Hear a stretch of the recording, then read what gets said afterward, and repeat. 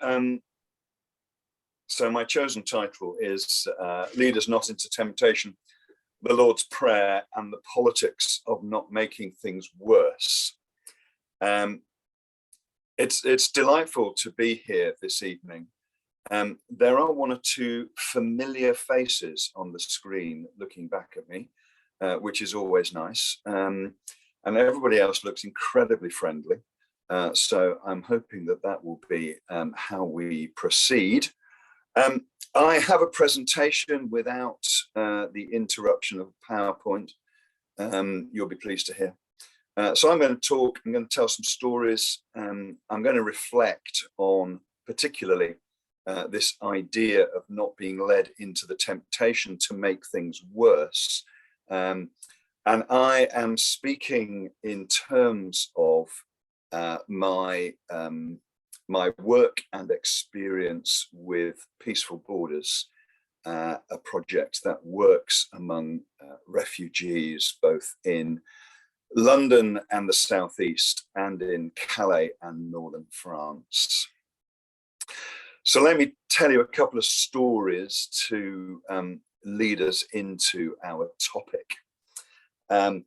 As Linda pointed out, I have recently retired from my role at Spurgeon's College, where I was vice principal. And one of the joys of my last week of being at college was that I had to tidy my office. It's amazing how much clutter you accrue in 5 years of occupying a space. So I had to go through a whole load of stuff. And I happened across a file of papers relating to one of the guys that we had worked with in the jungle, an Afghan young man called John Said, who had brothers in the UK. And in the winter of 2016, I think it was January, we found him in a tent, an unsuitable tent, pretty freezing, a recent arrival, quite terrified of what he had arrived at. This was an informal community of 10,000 people at this point. The cold of that winter led to him getting an infection in his leg, which meant that he spent quite a long time in hospital and then in the medical center attached to the jungle. And for many weeks, we supported him.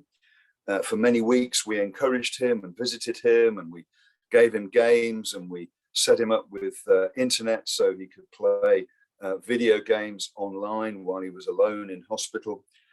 We worked to get him a lawyer in the UK who could work on a family reunification visa for him. He had 2 brothers in Birmingham.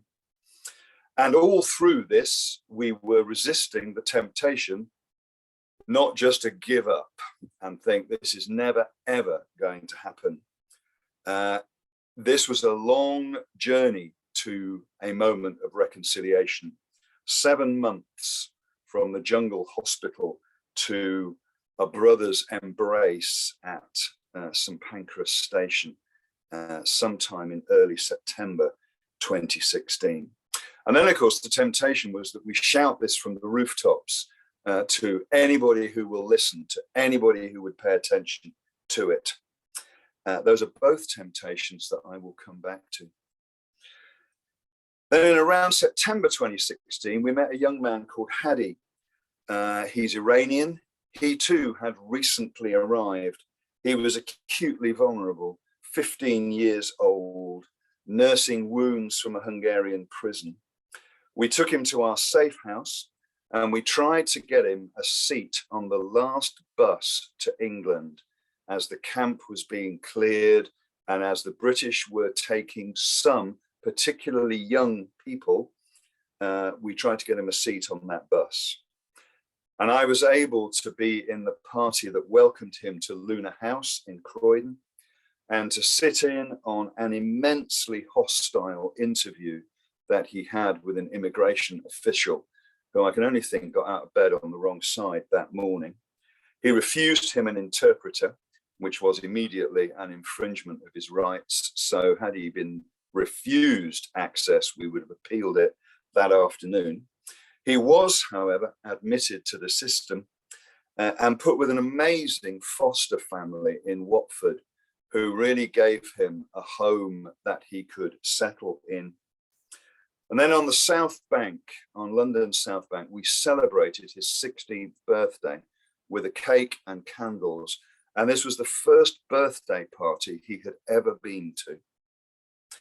And since then, I have watched him blossom into an amazing young man. He's now a local authority youth worker, church member, someone giving back to the country that's made him welcome. And I am resisting the temptation to say, I did that, because lots and lots and lots of other people were also involved. Now, I've been praying this prayer in political situations where the imbalance of power is all too apparent for many years. I find the first petitions of the Lord's Prayer relatively straightforward. But this last couplet, what do we make of them? Lead us not into temptation, but deliver us from evil. And yet it seems to me that these last two lines are the key for us not making things worse than they already are in the work that we are doing in the world. Temptation comes to us not normally as chocolate or the chance of an office fair, but in those moments when we can choose to make things better or worse for those that we serve. And so this final petition of the Lord's Prayer is a trapdoor into all kinds of questions about what motivates us, especially when we are doing public-facing work that is involved with others in seeking to change the world for the better. Now, I've always wanted to change the world. As a spotty 16-year-old, I stood outside Leicester Tigers rugby ground demonstrating against the UK tour by the Springboks, apartheid South Africa's national rugby side. I knew apartheid needed to go, even as a spotty teenager. What I wasn't expecting was to meet an earnest young curate with whom I fell into conversation, in the course of which he told me that Jesus wanted to change the world even more than I did. Well, that hooked me. I became a Jesus follower there and then. He had to give me some education on what that actually meant over the coming months. But I was kind of hooked into this idea that here was someone who was inviting people to become part of a band of change makers in the world. And I really haven't looked back. So a bit of context. The Lord's Prayer, as we call it, comes in the middle of Jesus's great revolutionary manifesto, the statement of values by which his band of unlikely world changers will turn everything upside down, as the Thessalonians complained that Paul had done in Acts 17. These values are strange and demanding. They are about loving our enemies, showing mercy, renouncing wealth, sharing with the poor, welcoming the stranger, keeping ourselves pure, hungering for justice, and the like. And Jesus knows this is a tough manifesto. So right at the heart of it, he gives us a prayer to be rooted in our daily devotional pattern, a prayer about our loyalties and focus. What am I really living for as I leave my house, as I interact with my neighbors, go about my daily tasks? What marks me out as a Jesus follower?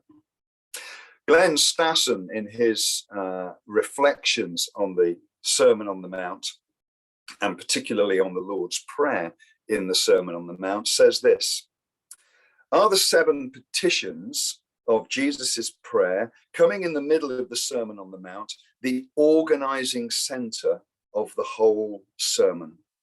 I think the answer is yes, and in a striking way. Noticing how Jesus's prayer is related to the whole sermon helps us understand each petition of the prayer more richly and concretely. For me, this points to the fact that the living of the sermon is rooted in the devotional life of the follower. You cannot engage in the lifestyle of the sermon without the prayer life that is set at the heart of it. In many ways, this is a statement of the blindingly obvious. But one of the temptations that I shall reflect on in a while is precisely that of divorcing action and devotion. So the prayer ends with this dual petition: lead us not into temptation, but deliver us from evil. We should probably understand the first half as keep me faithful in testing times. For obviously God is not going to deliberately lead us into situations where we will fall on our faces. He doesn't want that. Rather, those situations will arise and we will need strength to stay faithful, because when they arise, our enemy is looking for an opportunity, as he did with Jesus, to trip us up, to make us take our eyes off God and place our trust in ourselves and our ability to cope, to take shortcuts, to save our skins. So that's the context of the prayer. My context is that I'm an activist, theologian, and pastor who visited the Calais jungle in the autumn of 2015 and could not walk away. With Juliet Kilpin, I established Peaceful Borders, which is a kind of grassroots agitation that sought to encourage peacemakers and community builders already working in the camp and help countless volunteers who had come to do something, not to make things worse. Our group now employs 3 refugees working to offer welcome, support to new arrivals in the UK's increasingly chaotic and dysfunctional asylum system. We run a drop-in at King's Cross Baptist Church that hosts 40 plus hotel dwellers each week, helping them to get registered, offering a square meal and conversation. We are hoping to replicate that south of the river this summer. We also support work at Napier Barracks in Folkestone, and our team does one-to-ones with people across the capital. And I continue to spend some of my time in Calais, helping to oversee a house for women and young children that we set up in 2016, the house named after Maria Skobstova. I'm still trying to change the world, but I'm facing all kinds of temptations along the way. And over recent months, I've had a chance to reflect on how I ensure that I'm not making things worse for those we are trying to support. So I want to reflect on some of the temptations I think we face in no particular order, except that I want to end back in the world of the sermon, the soil in which this prayer takes root and sprouts. So multiple temptations that I could have landed on. I've actually landed on 7. I'll be as brief as I can be. The first is the temptation to be inhospitable, especially in inhospitable times. Now, this is not about how we respond to displaced people, to the exiles that we were set up to work alongside. Our posture is to offer them unconditional welcome. The issue has to do with how we remain true to what we're doing without joining in the bad mouthing of those we disagree with, replicating their hostile environment. This temptation came into focus for me when I read something by the late cultural critic John Berger, who was asked in 2015, towards the end of his life, how he thought we should be responding to the European, what was called then, refugee crisis. And he said, in reply to that question, I have been thinking about the storyteller's responsibility to be hospitable. His response was not to talk about policy options, still less to demand government took certain courses of action. His first response was to focus on how this story is told.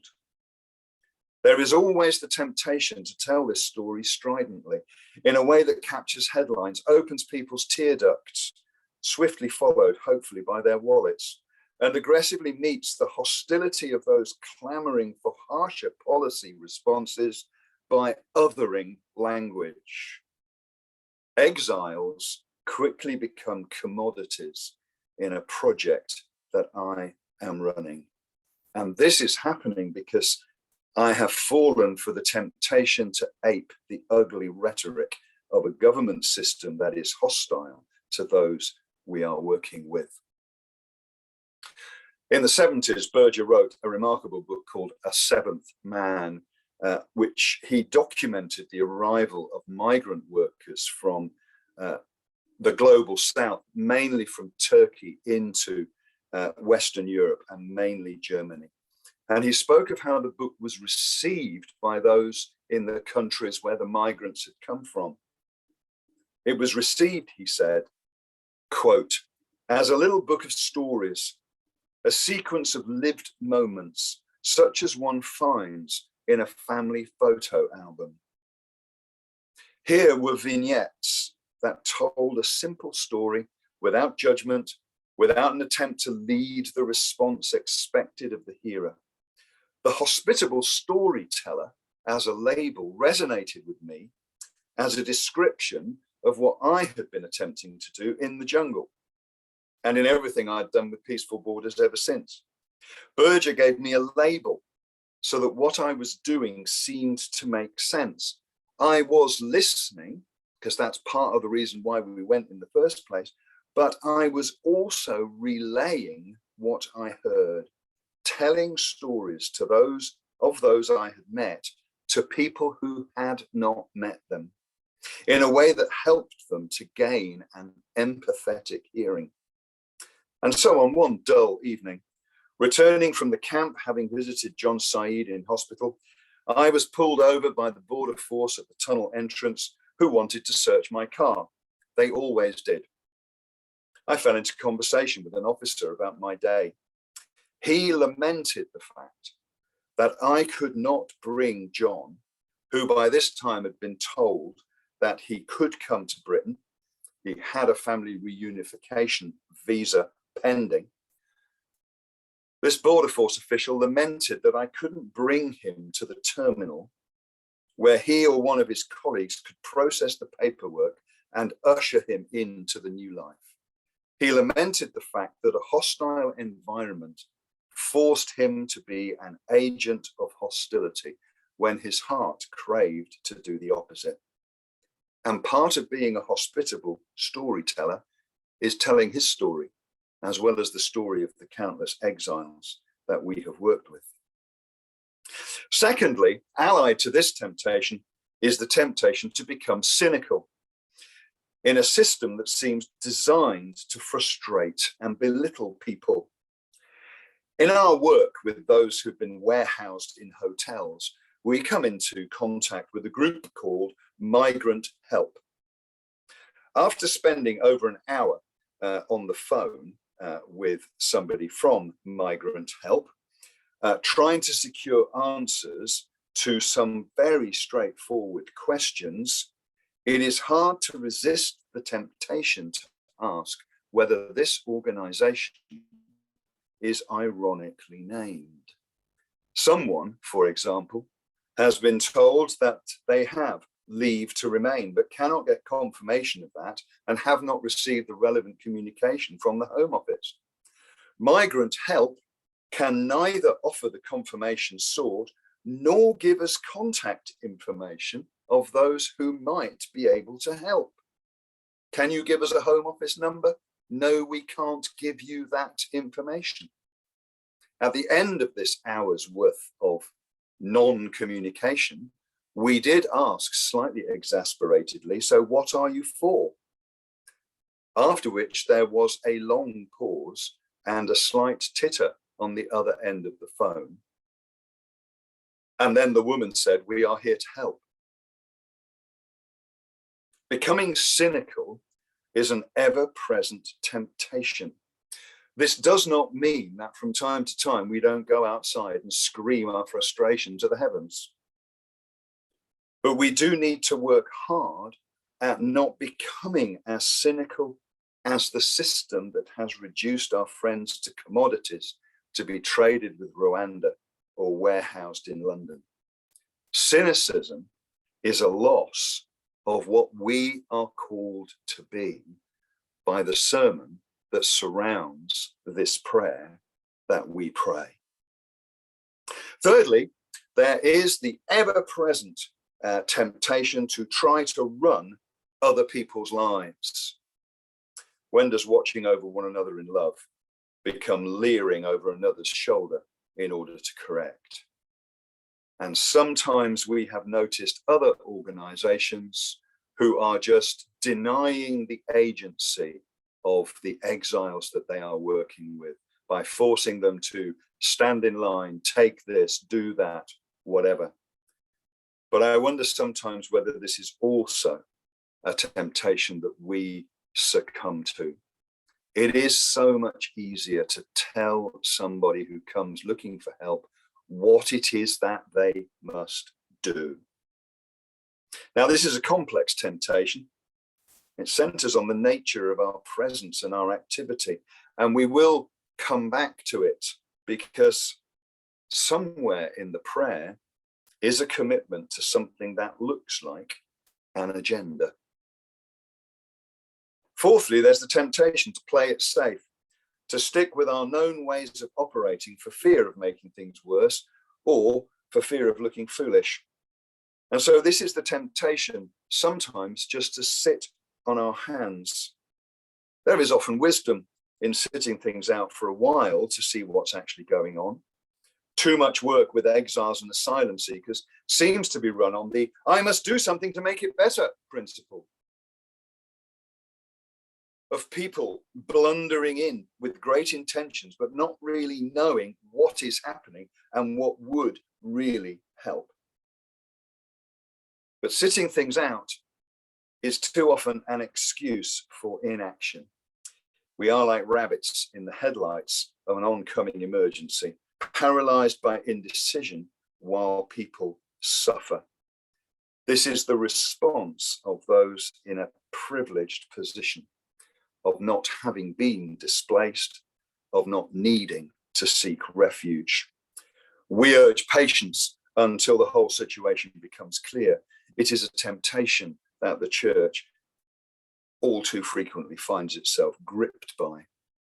And it is a temptation that Martin Luther King spoke eloquently about in his letter from Birmingham jail, where he spoke to people like me, white ministers of good intent and goodwill.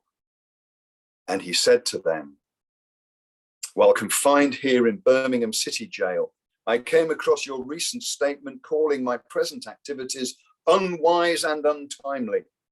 I want to try and answer your statement in what I hope will be a patient and reasonable way." And he does this at length and with extraordinary candor. But he spoke particularly of his modus operandi consisting of 4 things. He said in the letter, "In any non-violent campaign, there are 4 basic steps: collection of the facts to determine whether injustices exist, negotiations, self-purification, and direct action." It seems to me that King's action was rooted squarely in the Lord's Prayer as the devotional center of the Sermon on the Mount, especially this idea of self-purification. King is suggesting that this direct action is the action of repentant people. And it strikes me that this is what we are striving to do as we respond to the presence of displaced people facing injustice on our borders. We could not stop at information gathering. After repentance, we had to act. When I first started going to the jungle, I was minister of a church in southeast London. My church tolerated it. It was my interest, and if it didn't get in the way of my other responsibilities to them, it was fine. And anyway, they wanted information. They wanted information that confirmed their view that these people were on our borders, coming to take our jobs, our houses, and our benefits. Surely that was the story that I would bring back. Well, it wasn't. I began to tell stories about family men and women, about babies born in caravans, about young men with dreams and hopes, about people who fled unlivable situations in countries across Africa and the Middle East. And so my church's narrative began to shift, and their perception of the injustice playing out on our border grew. Many started writing to our MP. Many offered financial support for our work. A few still give us that financial support. Some volunteered with organizations working locally with displaced people. Hospitable storytelling shifts the narrative, and it shifts the temptation just to wait and see what happens. Fifthly, there's the temptation to control the encounter, to force a connection on our own terms. Resisting this led us in the jungle to spend lots of time loafing with people and drinking tea. I became convinced that loafing was a key missional gift required for connecting with the presence of God in places of seeming abandonment. Over the last few weeks, I've been reading poet Kay Tempest's lovely little book called On Connection, brimful of wisdom about living well and reflectively in the world.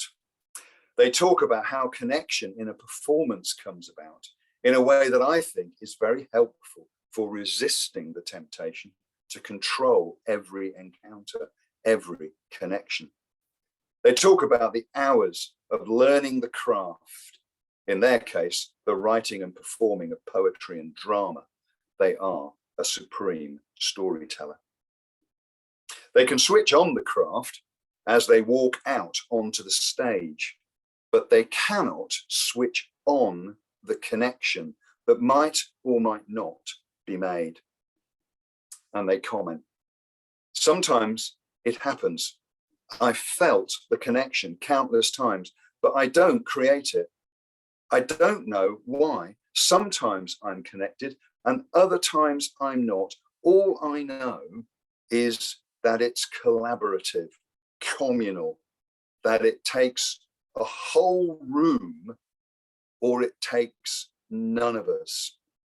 It seems like it comes through me only if I can get myself out of the way. They capture something I frequently experienced in the jungle.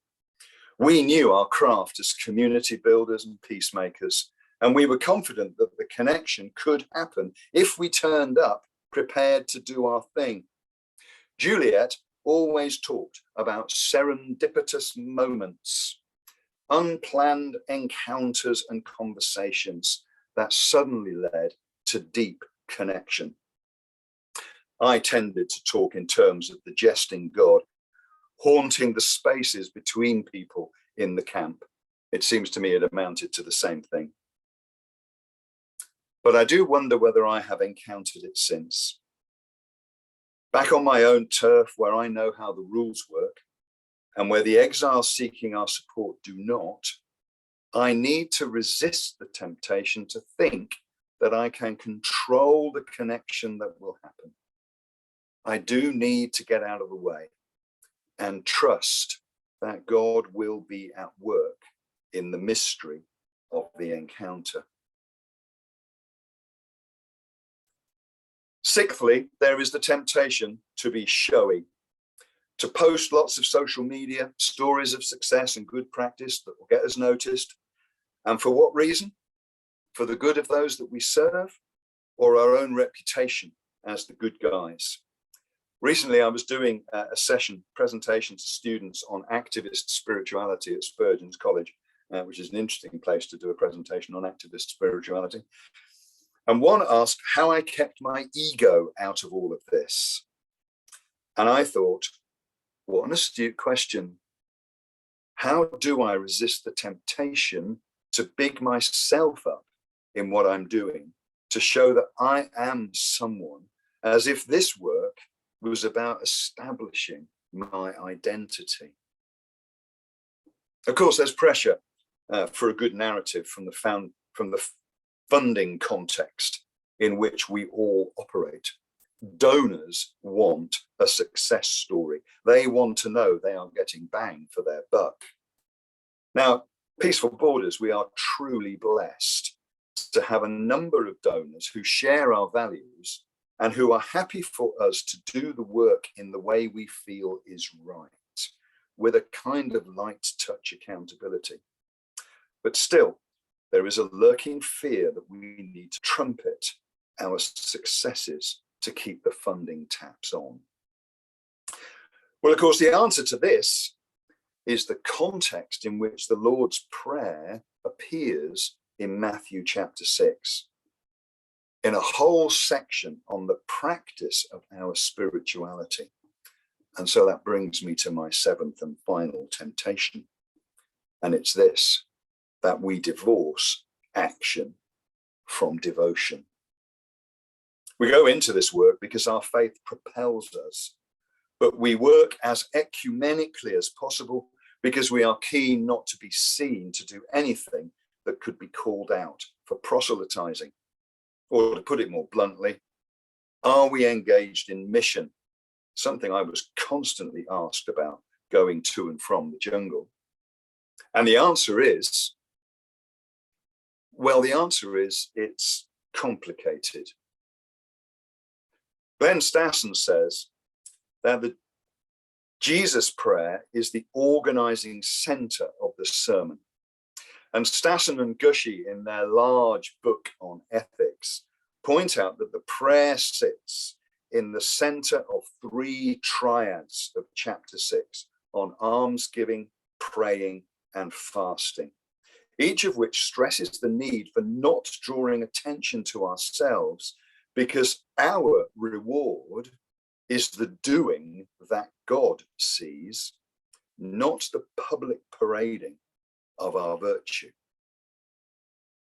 But the prayer is about recognizing the parenthood of God, the coming of the kingdom, and our desire to be those who will see the will of God being earthed in this movement of people who are witnesses to what God is doing in the world.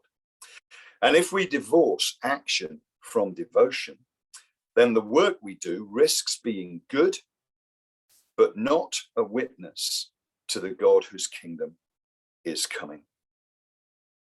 And so, not surprisingly, we find our temptations mirror those of Jesus in both the wilderness and the garden. His temptations bookend the synoptic accounts and demonstrates that he too needed to live this prayer so that he was not driven off course by a range of temptations. He faced the challenges we do, testing. Has he heard correctly? Is he trusting God or his own insight and intelligence? The challenge to stay on course, the challenge not to be distracted by the good at the wrong time, especially in the wilderness. And as we reflect on our Lord's testing and temptation, I see the major temptation has to do with forcing the pace of change, forcing the engagement to suit our agenda and not the interests of those we are serving, and certainly not the will of him who sends us as witnesses of his coming kingdom.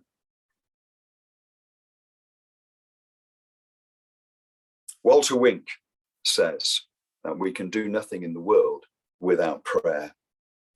He says, prayer is never a private inner act disconnected from day-to-day realities.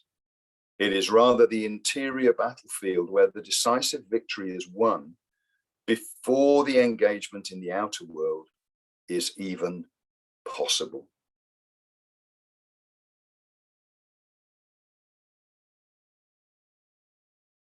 We are called to live the disruption of the kingdom of God in our daily lives. So we should create a wake as we sail through the world. But we will be tempted not to make waves in that way, not to draw attention to the values we live by. We'll be tempted to be quiet. As Australian community builder and theologian Dave Andrews reminds us, Edmund Burke is once thought to have said, "All that is required for evil to triumph is for good people to do nothing." That is precisely the temptation we all face.